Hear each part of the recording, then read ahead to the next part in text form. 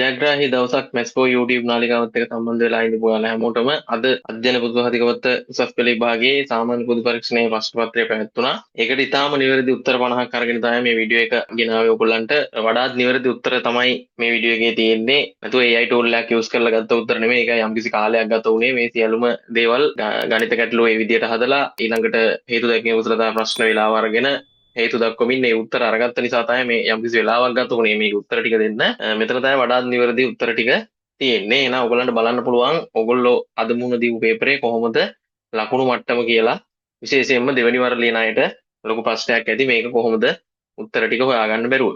හරි එහෙනම් අපි යන් පළවෙනි ප්‍රශ්නෙට. එතකොට ඔයගොල්ලෝ දන්නවා 1 ඉඳන් 10 වෙනකම් ප්‍රශ්න තියෙන්නේ කාලින දැනුම සහ සාමාන්‍ය දැනුම ආශ්‍රිත ප්‍රශ්න. පළවෙනි එක කාලින තොරතුරක්. 15 වසරකට පසුව ශ්‍රී ලංකාව සමග නිෂ්පාදන අපනයන සංචාරක සහ තාක්ෂණික සම්බන්ධතා දිරිගැන්වීම සඳහා 2026 මැයි මාසයේදී ලංකාවට පැමිණියේ කුමන රටේ ජනාධිපතිවරයාද? මේකට නිවැරදි උත්තරය වෙන්නේ පිළිතුරාංක 4. ලංකාවට පැමිණියේ වියට්නාමයේ ජනාධිපතිතුමා. හරිද? ඊළඟ ප්‍රශ්නයත් කාලීන තොරතුරක් ආශ්‍රිත ප්‍රශ්නයක්. ශ්‍රී ලංකා අපනයන සංවර්ධන මණ්ඩලයේ EDB දත් අනුව 2025 වර්ෂයේ මෙරට වැඩිම අපනයන ආදා එකතුව ලැබුණේ ශ්‍රේෂ්ඨය කුමක්ද කියලා අහනවා. මේක තමයි ඇඟලුම් හා රෙදිපිලි. නිවැරදි පිළිතුර වෙන්නේ පිළිතුරාංක 3. ඇඟලුම් සහ රෙදිපිලි වලින් මේ වසරේදී ඇමරිකන් ඩොලර් 4909ක් හම්බෙලා තියෙනවා මේ අපනයන ආදායම විදියට. ඊළඟට තුන්වෙනි එක ඔන්න සාමාන්‍ය දැනීම ප්‍රශ්නයක්. ජනලේඛන හා සංඛ්‍යාලේඛන දෙපාර්තමේන්තුව මගින් නිල වශයෙන් නිකුත් කළ ආසන්නතම නිවාස හා ජනසංගණනයට අනුව ශ්‍රී ලංකාවේ වැඩිම ජනගහනය සිටින දිස්ත්‍රික්කය වෙන්නේ ගම්පහ දිස්ත්‍රික්කය. නිවැරදි පිළිතුර වෙන්නේ 3ට 2. ගම්පහ දිස්ත්‍රික්කයේ ඉන්නවා මිලියන 2.4.3 පමණ ජනතාවක්. හරි.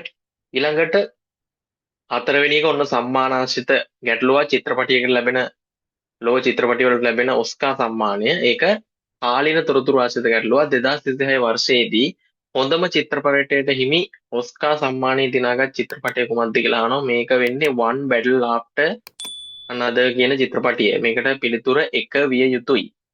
ඊළඟට පස්වෙනි ප්‍රශ්නය ඒකත් කාලීන තොරතුරක්. 2026 ජුනි මාසයේදී තම ඉසව්වේ ශ්‍රේණිගත කිරීම වලින් ලෝකයේ දෙවනි ස්ථානයට පත්ව ශ්‍රී ලංකාවට ඉමහත් කීර්තියක් අත්කර දීමට රුමේෂ් තරංග සමත් වේ. ඔහුගේ ක්‍රීඩා ඉසව්ව කුමක්ද කියලා අහනවා. මේ ක්‍රීඩා ඉසව්ව තමයි හෙල්ල විසිකිරීම. මේක පසුගිය දවස්වල වැඩියෙන් කතා වුණු එකක්. ඒක නිසා ඔයගොල්ලෝ අනිවාර්යයෙන්ම මේකට උත්තරේ නිවැරදිව සලකුණු කරන්න ඇති කියලා හිතනවා. හෙල්ල විසිකිරීම. ඊළඟට 6 වෙනි ප්‍රශ්නය මම අනුමාන දීපු වීඩියෝ එකක මේ ප්‍රශ්නයම සාකච්ඡා කරා. ඒකේ මේ විදිහටම ඇවිල්ලා තිනවා. 2026 පෙබරවාරි 4 දින සමරන ලද ශ්‍රී ලංකාවේ 78 වන ජාතික නිදහස් දින උත්සවයේ තේමාව වෙනුවෙන් කුමක්ද කියලා අහන්නේ. 6 වෙනි ප්‍රශ්නෙට නිවැරදි පිළිතුර වෙන්නේ පිළිතුරාංක 3. රීබිල්ඩින් ශ්‍රී ලංකා නැත්නම් ගොඩනගමු ශ්‍රී ලංකා නැත්නම් ශ්‍රී ලංකාව නැවත ගොඩනගමු. මේක මං අනුමාන ප්‍රශ්න එකක් දුන්නා ඊයේ දීපු වීඩියෝ වල. ඒ වගේම මේක කාලින දැනුම ආශ්‍රිත ප්‍රශ්නයක්. ඊළඟට 7 වෙනි එක ලෝකයේ දෛනික ඛනිජ තෙල් ප්‍රවාහනයෙන් 120ක් පමණ හෝමුස් සමුද්‍ර සංධිය හරහා සිදුවන බැවින් මේ පෘථිවියේ උපාය මාර්ගික වඩාත්ම වැදගත් වන සමුද්‍ර සංධියක් ලෙස සැලකේ. හෝමුස් සමුද්‍ර සංධිය පිහිටා ඇත්තේ කුමන රටවල් දෙක අතරද කියලා අහනවා. මේකත් මං අනුමාන ප්‍රශ්න පත්‍රයේ දුන්නා. හෝමුස් සමුද්‍ර සංධිය ගැන ප්‍රශ්නයක් අනුමාන කරපු වීඩියෝ එකේ. මේකට නිවැරදි උත්තර වෙන්නේ ඕමානය සහ ඉරානයට මායිම් වෙලා තමයි සමුද්‍ර සංධිය තියෙන්නේ. නිවැරදි පිළිතුර 7ට 2 විය යුතුයි. හරි. ඊළඟට 8 වෙනි ප්‍රශ්නය පුළුල් පර්යේෂණ හා නවීනතම තාක්ෂණයේ භාවිතයෙන් එන්ටෙරොමික්ස් mRNA පිළිකා එන්නත වැඩි දියුණු කර ඇත. මෙම එන්නත පිළිකා ප්‍රතිකාර සඳහා පරිවර්තනීය වෙනසක් සිදු කර නැතයි අපේක්ෂා කෙරේ. මේ එන්නත වැඩි දියුණු කරන ලද රට කුමක්ද කියලා අහනවා. මේකට නිවැරදි පිළිතුර වෙන්නේ රුසියාව තමයි මේ වගේ එන්නතක් අත්හදා බැලුවේ. නිවැරදි පිළිතුර 8ට 5. ඊළඟට 9 වෙනි එක 2026 වර්ෂයේ පැවැත් වූ FIFA ලෝක කුසලාන පාපොන්තු තරඟාවලියේ ශූරතාවය දිනාගත් රට. මේකත් මම අනුමාන ප්‍රශ්නයක් විදියට අනුමාන ප්‍රශ්න දාපු වීඩියෝ එකේ දුන්නා. මේකේ ශූරතාවය ලබාගත් රට ස්පාඤ්ඤය. මම ඒක අහයි කියලාත් කිව්වා. ඊළඟට 2025 වර්ෂයේ ලෝක පරිසර දිනයේ විශ්ව තේමාව වනුයේ. හරි. මේකත් කාලීන තොරතුරක් ආශ්‍රිත ප්‍රශ්නයක්. මේකට නිවැරදි පිළිතුර වෙන්නේ beat plastic pollution නැත්නම් ප්ලාස්ටික් දූෂණය පරදවමු කියන එක. 10ට උත්තරේ 4 විය යුතුයි. අංක 11 සහ 12 ප්‍රශ්න පවුල් දෙකක සමාජිකයන් පිළිබඳ පහත සඳහන් තොරතුරු මත පදනම් වේ. මෙම සමාජිකයන්ගේ අදාළ ඥාතීන්ව පහත වගුවේ දැක්වේ. එතකොට මෙන්න මේ වගුවක් දීලා තියෙනවා. මේ වගුවේ තියෙන විස්තර ඇතුලෙන් ලියන්න තියෙන්නේ 11 වෙනි ප්‍රශ්නෙට නිවැරදි පිළිතුර වෙන්නේ පිළිතුර අංක 1 සහ 1 වේ. 12ට නිවැරදි පිළිතුර වෙන්නේ බිංදුව සහ 2 වේ කියන එක පිළිතුර අංක 2 විය යුතුයි. ඊට පස්සේ 13 වෙනි ප්‍රශ්නයට ගණිත ගැටලුවක් තියෙන්නේ. මේක අනුපාත ආශ්‍රිත ගණන ගැටලුවක්. නිවැරදි පිළිතුර වෙන්නේ 1975 තමයි. නිව්ටන් උපන්නේ. නිවැරදි උත්තරේ පිළිතුර 3 විය යුතුයි 13ට. ඊට පස්සේ 14 වෙනි එක වේගය සම්බන්ධ ගැටලුවක්. මේ ගැටලුව ටිකක් වෙනස් විදිහේ ගැටලුවක්. මේකට නිවැරදි උත්තරේ තියෙන්නේ පිළිතුරු අංක 2 පෙරවරු 7යි 15. ඊට පස්සේ 13 වෙනි ප්‍රශ්නය වර්ගඵලය ආශ්‍රිත ගැටලුව. හැමදාම එනවා මේ විදිහේ ගැටලුවක්. ඒකට 7,28,000ක් යනවා මේ වහල සෙවිලි කරන්න. එන නිවැරදි පිළිතුර වෙන්නේ 13ට 15ට 3. ඊට පස්සේ 16 වෙනි ප්‍රශ්නය 16 වෙනි එක තියෙන්නේ තුළු පොළි හා ප්‍රතිශත ආශ්‍රිත ගැටලුවක්. ඒකට නිවැරදි පිළිතුර වෙන්නේ 16ට උත්තරේ 4 විය යුතුයි. ඊට පස්සේ 17 18 මෙන්න මේ වගුවක තියලා තියෙනවා. ඒකත් තුළු පොළි ආශ්‍රිත ප්‍රශ්නයක්. 17 වෙනි ප්‍රශ්නෙට නිවැරදි පිළිතුර වෙන්නේ පිළිතුර අංක 3. 18 වෙනි ප්‍රශ්නෙට නිවැරදි පිළිතුර වෙන්නේ පිළිතුර අංක 4. පිළිතුර අංක 4.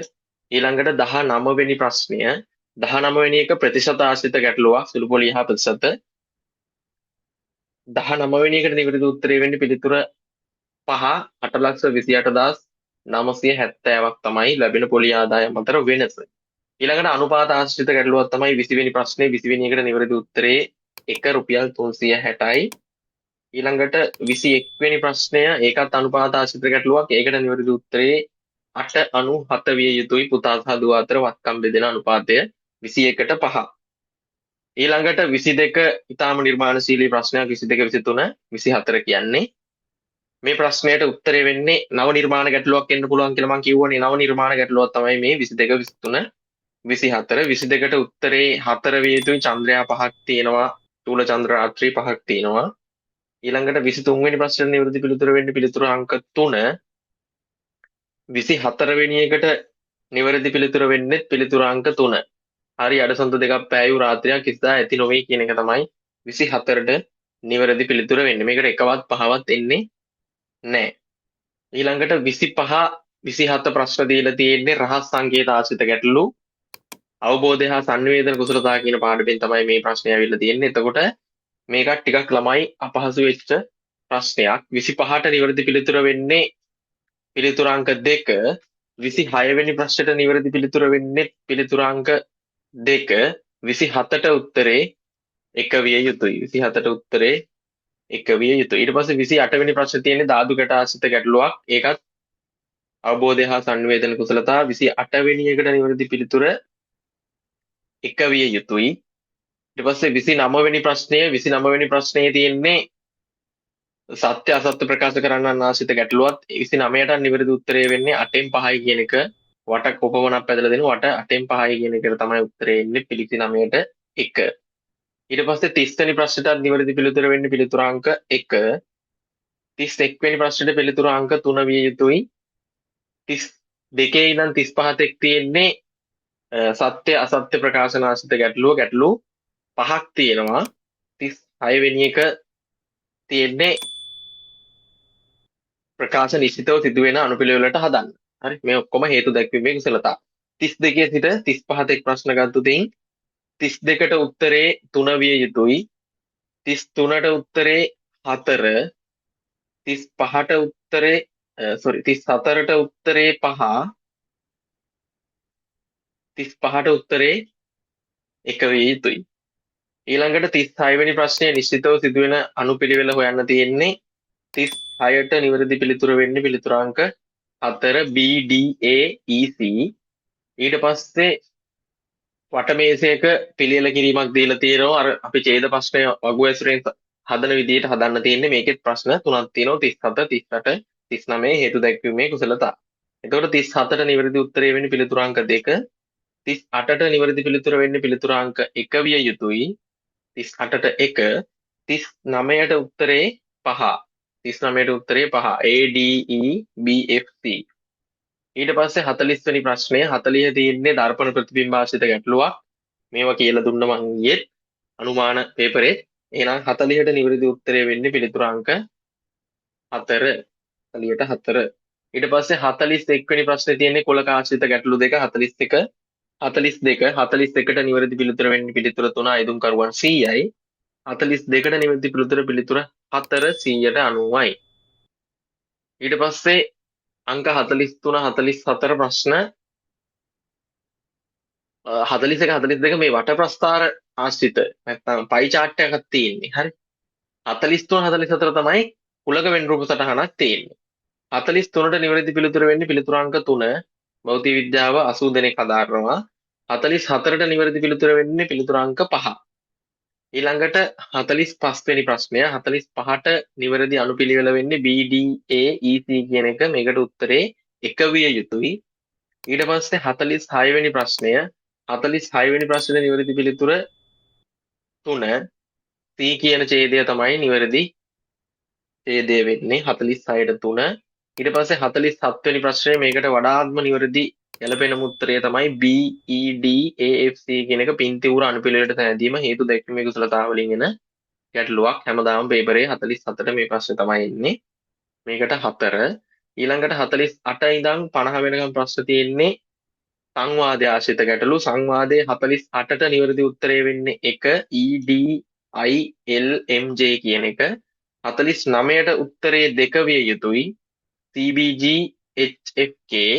ඊළඟට 50 වෙනි ප්‍රශ්නෙට නිවැරදි තර්කානුකූල පිළියෙල කිරීම වෙන්නේ 1.